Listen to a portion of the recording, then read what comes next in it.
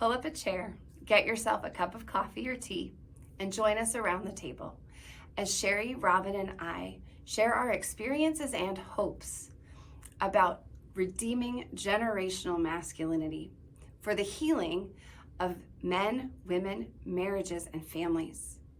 And we invite you to have your journal open and a pen ready so that you might be present and aware of how your heart, mind, body, and soul respond. Let's jump in. So welcome, everyone. Glad you are here. Welcome to the Deepening Communities Around the Table Zoom. And tonight we're going to talk about redeeming generational masculinity and why it matters to us as women. We're so honored that you could be here tonight. And we know that this conversation, this topic may feel chafing or disruptive. To hear that Zoe's strategic focus for 2024 is redeeming generational masculinity for the healing of men, women, marriages, and families. So when we as a team determined that would be our focus, it felt really settling to me. And we were part of the process. We were part of the conversations. But it felt settling to me in the best of ways because it felt like a most honest naming of what Zoe is and has been about for many years from its founding. And a way more strategic and a kind way, honestly, for us, the women's team, to focus on building relationships with the women that are entrusted to the men who come through Zoe, as well as the women who find us out in the world. And it's been wonderful creating these relationships, but there's a relief in not having to feel the pressure of having to, go out and find and bring women in, but we get to care for women who find us and get to care for women attached to the men. So I'll just say right now, rest assured, we are so excited and great anticipation to see 300 women at the Deepening Weekend in October, October 10 through 13. And may it be so. And we're excited to be with you tonight to have this conversation and just all the different beautiful ways that we'll get to explore intimacy with God together in the coming months as women in this redeeming generational masculinity. So we recognize this is a really significant conversation that we're coming into tonight. So Robin, would you pray for our time together? Sure. Sure. Thanks. Sure. Loving God, we just come before you now and just take a deep breath in together, and we just breathe your spirit in, and we acknowledge that you are closer than our breath. You are here with us.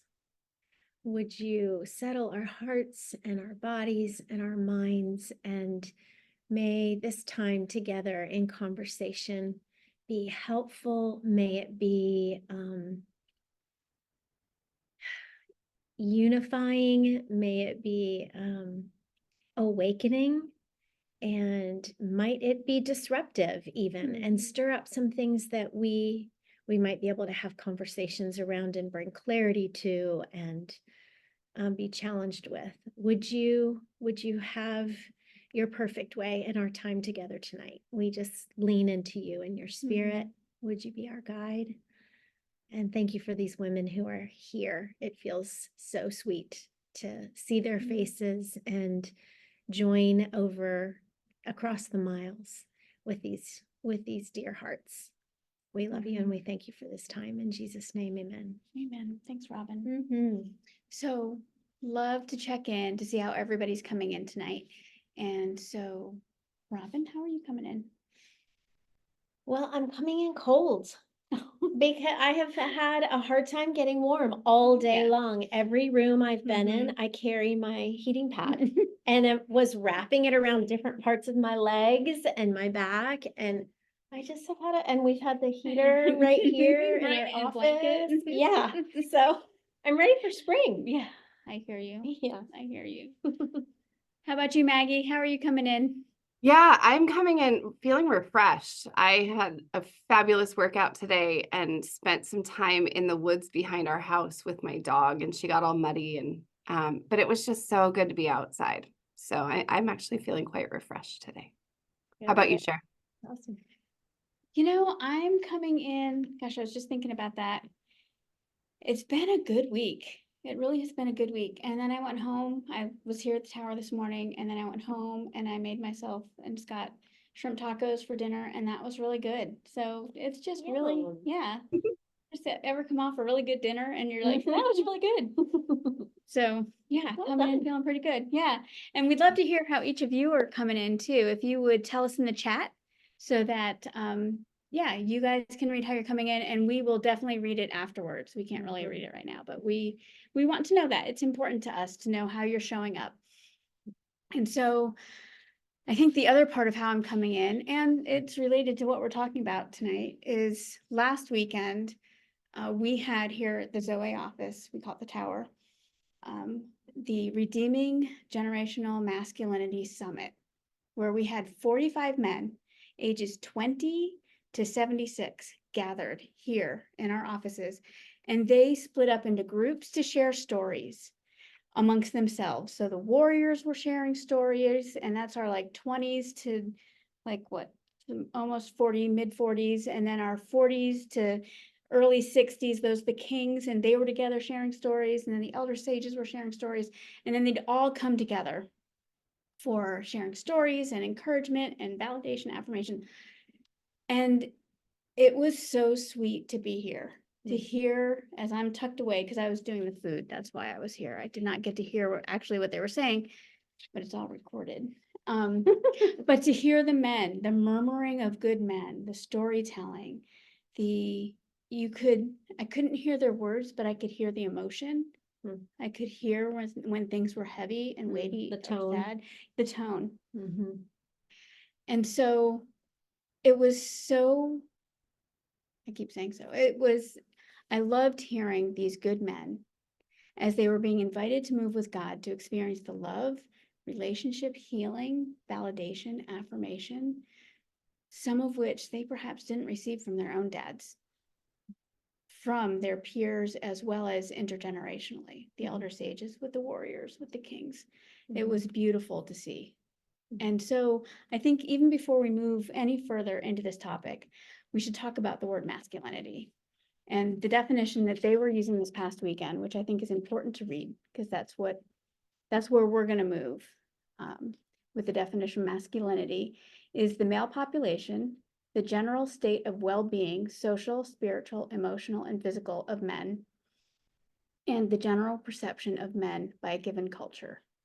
And then they define generational masculinity as a culture of masculinity which is intentionally pursuing God for healing, training, and the redemption of friendships across the stages of the masculine journey, older men encouraging and discipling younger men. The process by which older men bestow masculinity on other men across generational lines through authentic friendships and rites of passage. And so, Robin, what stirs in you? What comes up in you when you hear the word masculinity? Yeah, I did a webinar this past week called Redefining Conflict. And at the beginning, I know. And right at the beginning, one of the facilitators asked us, how do you feel in your system when you hear the word conflict? And it was such a good question that allowed us to be curious about what that word means to us and holds for us. And personally, the idea of conflict actually makes my gut just tighten instantly, and I feel myself bracing. So I think masculinity can be a similar word that means different things for different people, holds different meanings, big feelings. A lot of us have big feelings around it. So I ask you, I wonder how you feel in your body, your system, when you hear the word masculinity. Just something to be curious about coming into this time. So we each have our own personal stories of how we've experienced men, right? I really hope each one of us have had a good man or a few good men with whom we've shared healthy relationship and connection, men who've shown us kind and generous care within a context of safety. Ideally, we've experienced this from our fathers or a primary caregiver. And I imagine each of us have had experiences with men who have not been kind or generous, who have not been safe, men who've used their strength for power and control and personal gain Mhm. and violence, who've Mhm. used fear to intimidate. So also, I wonder too, perhaps you have felt alone when your husband is in a difficult place or he's stuck and yet not aware that he is. Mhm. And you're not alone in that. Mhm. We are with you, and we want to offer care and containment and listen and love, and we're just so glad you're here and you belong here. So Mhm. we just wanted to name that and to Mhm. also say we recognize it's a very nuanced Mhm. topic, Mhm. this masculinity. And I Yeah. love that you mentioned the both and the men who you've experienced a healthy Mhm. masculinity as well as the unhealthy. Mhm. And it just makes me think of something that I heard Michael say this weekend, and I've heard him say before, and it's a summary, but he so often says, if men are the problem, perhaps men can be the solution. Mhm. And so I wonder if that's Mm. in some of this that we're working on Yeah. this week. Yeah, could be. Because you're right, it is so nuanced. Mm-hmm. Yeah, yeah. Mhm. In my own story, I've definitely experienced a range of men who have been safe places for me, and where I've been free to be my authentic self and free to share and free to process, and then I've experienced others who have been unpredictable and ill-equipped to handle my heart and my truest self. So I will say that that being said, what has encouraged me greatly, even this past year, is how I've seen Michael, my husband, turn toward his own story in more honest ways. And he's been willing to look at the impact of his own story, his family of origin, stories from when he was a young boy, and how it has all shaped him in ways he didn't even realize, like up until this past year. Yeah. So I've seen how his honest engagement of his story with a therapist and his grief for what happened to him, as well as what didn't happen for Yeah. him in terms of care and being attuned in the presence of wounding moments. So I'm really feeling encouraged about all of this as I see how he responds to me differently, even though this is in the midst of ongoing work. And we say that. I think we used to refer to healing. It almost felt like, okay, we've received healing. Got my heart back. Yep, got my heart back. And now I cringe when I hear that, because it's ongoing, it's deepening, it's a journey for all of us, right? It's layers. And so may it continue, may it be so. Yeah. But I notice how Michael engages with me with more curiosity and compassion, and he's learning to listen well. Yes. And I'd like for us to take some responsibility there Yes. or some We have invited that. Yes, And we may have learning demonstrated. We are learning and we're demonstrating. And so Mhm. I see him doing that with me, Practicing. and that's fun. Yeah, we're practicing.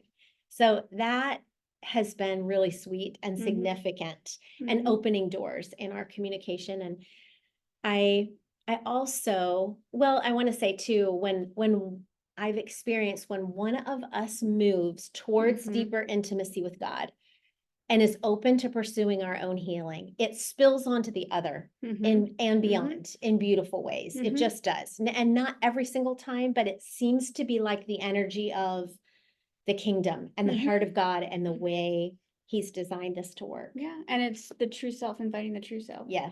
Yeah, for sure. For sure. Mhm.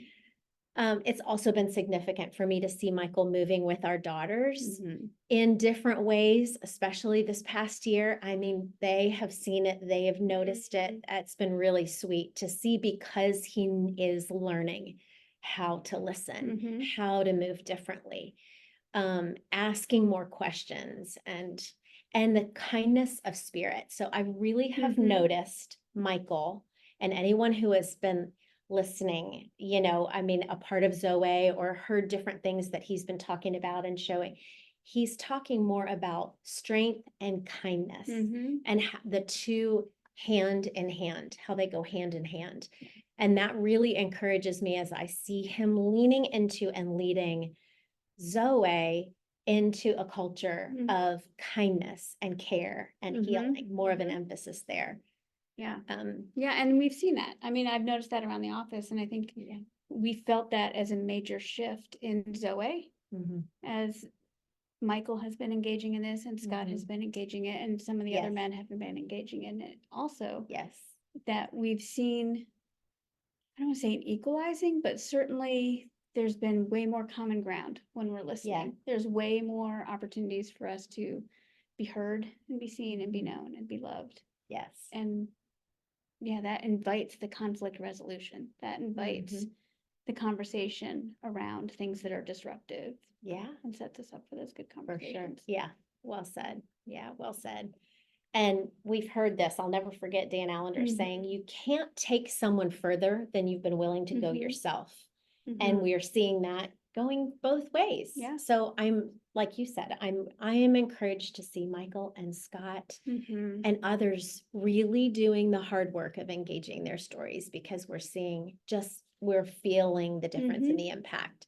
So I will admit, at first I was concerned about the phrasing of redeeming generational masculinity and wondering where we were headed with that. You can't say that just by itself. I know. You can't just say well, redeeming but that's- generational masculinity for. I know. The rest is really important. It is really important. Because it is for the healing Yes. and the redemption of men, women, marriages, families, and communities. Yeah. So I really do now see, the more I've heard Michael share his heart, the more we've heard the men, the more we've engaged in these conversations, I'm seeing that it's rooted in the desire and the hope of healing and restoration and redeeming the goodness, the kind strength, the generous spirit of our men.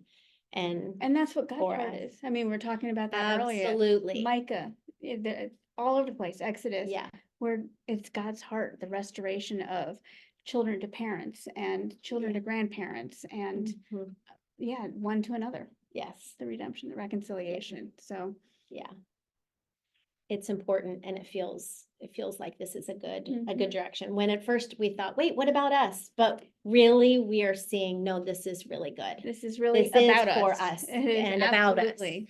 And Cry it of our feels heart. very mutual, more than it did before. It does. I think, for the women and the men. So lastly, I'll just say, when the men were here this past weekend, as Sherry was sharing, I had to be out of town keeping my nephews for my sister, and Michael asked me to record a video for the men, because it's important that they hear from us. And so I just shared with them what I was hopeful for them for the weekend, and that I said, this is significant. This matters. Your presence here matters. You are needed. You are not too old, and it's not too late.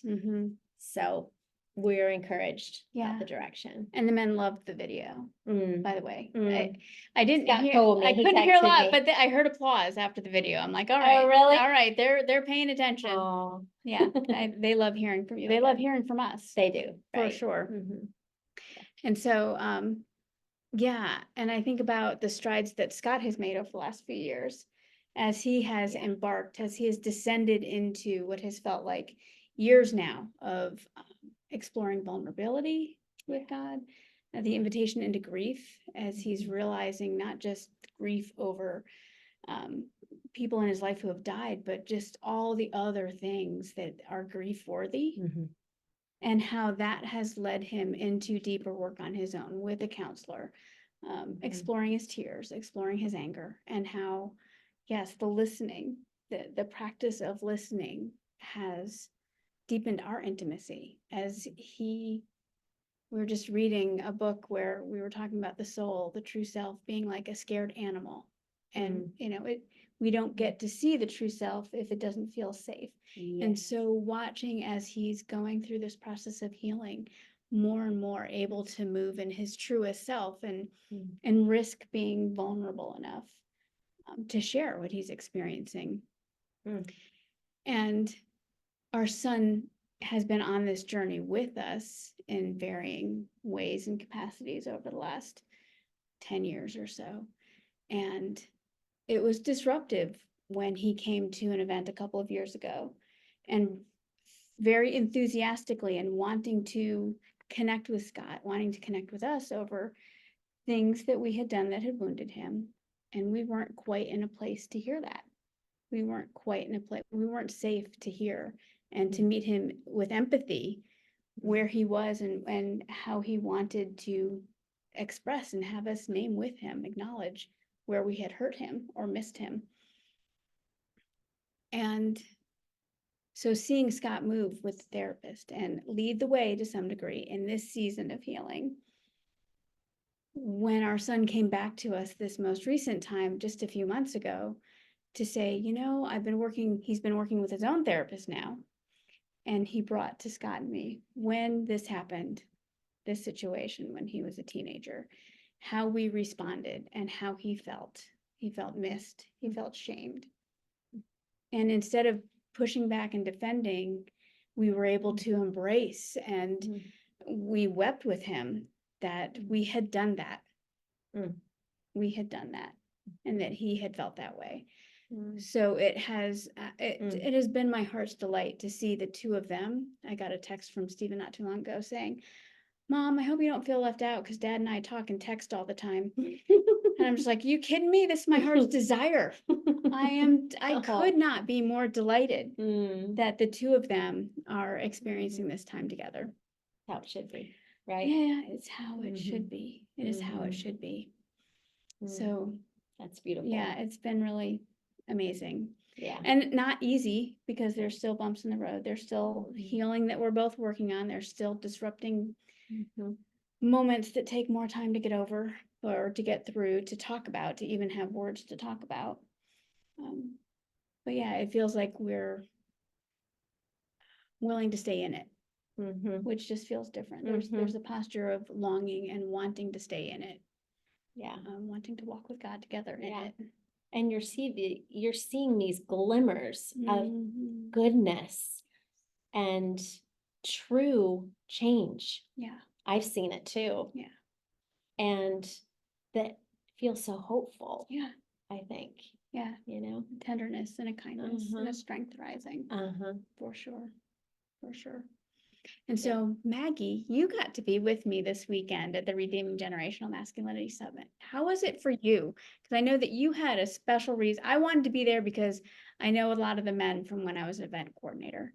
So it was like a reunion and getting to hear their stories a little bit and talk about their wives, how I just longed to spend more time to get to know their wives, but it felt different for you.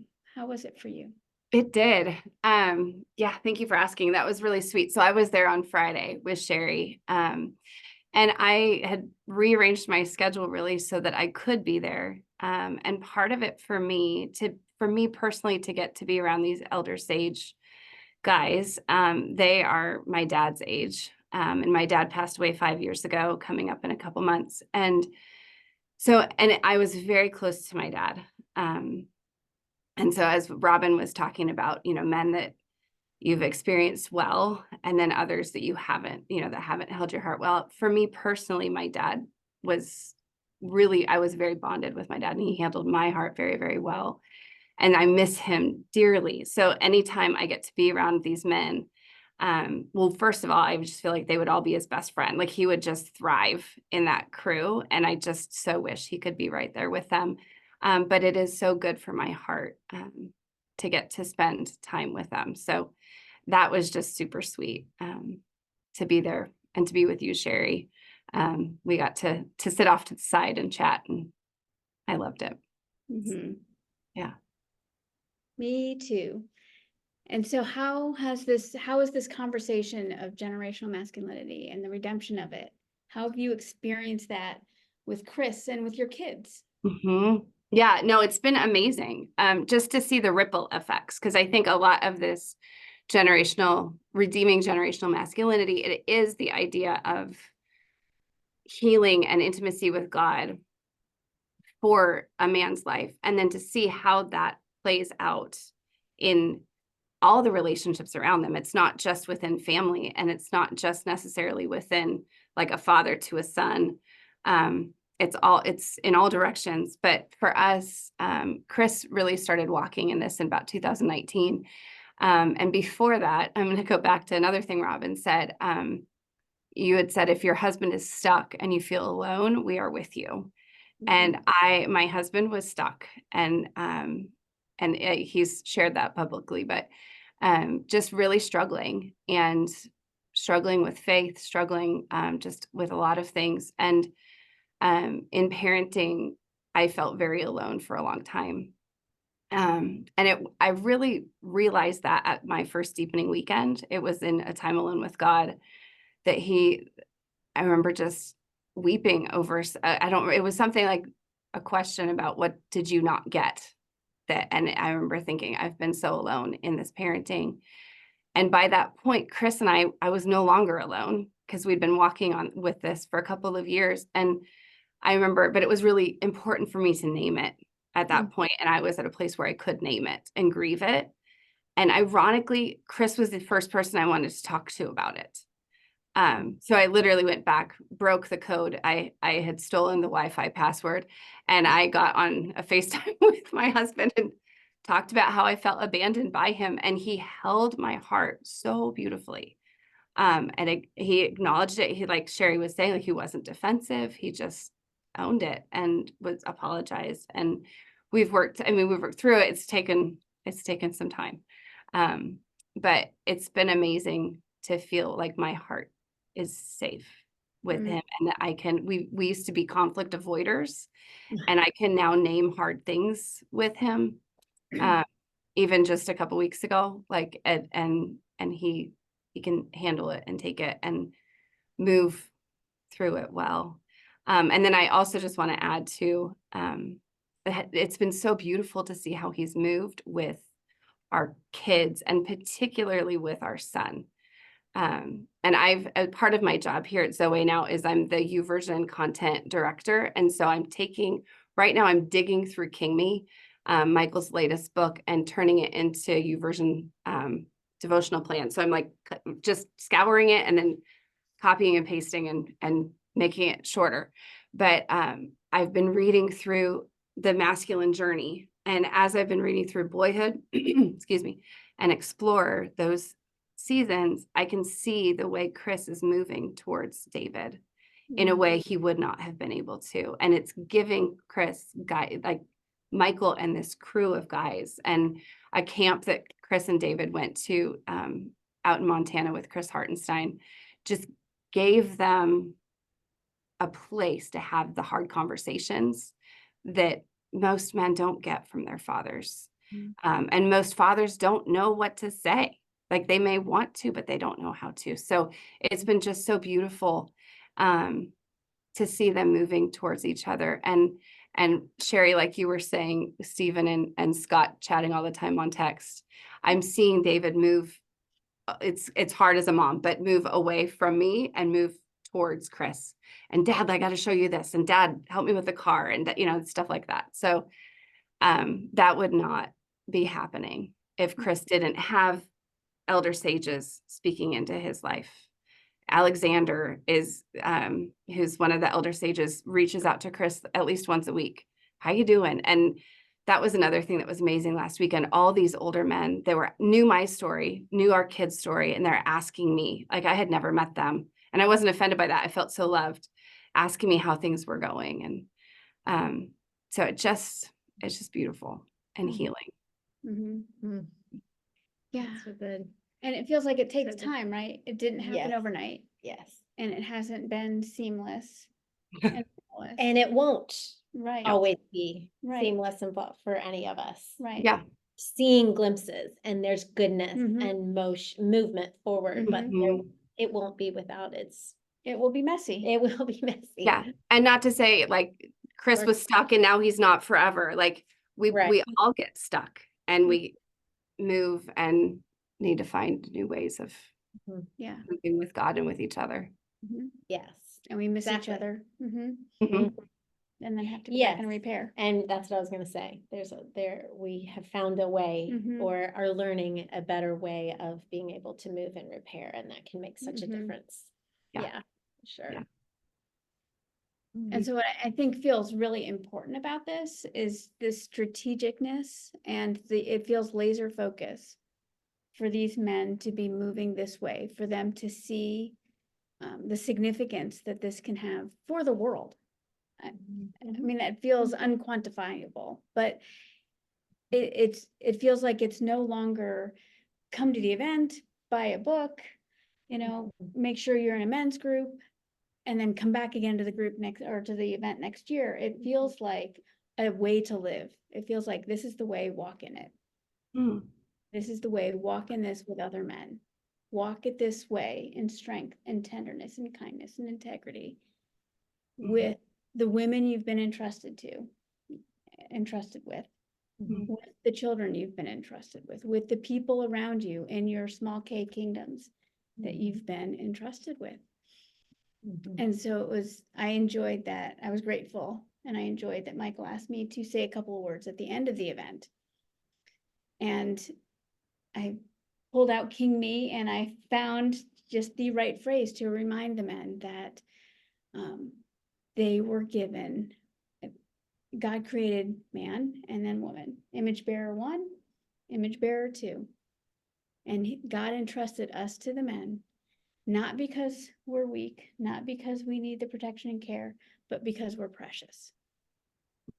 So I encourage them, would they move with the women in their lives as precious so that they'll know it.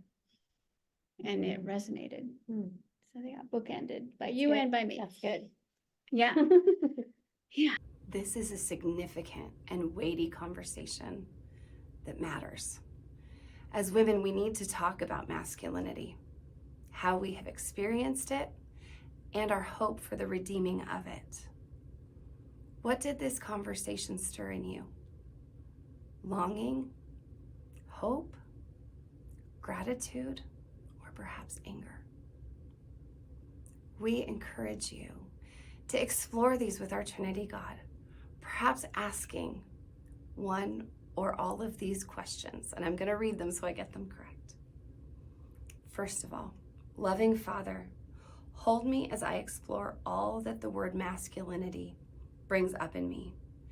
Where in my story are men with whom I have shared healthy relationship and connection? Men who have shown me kindness and generous care within a context of safety. Secondly, Jesus, hold me as men who have not been safe come to my mind.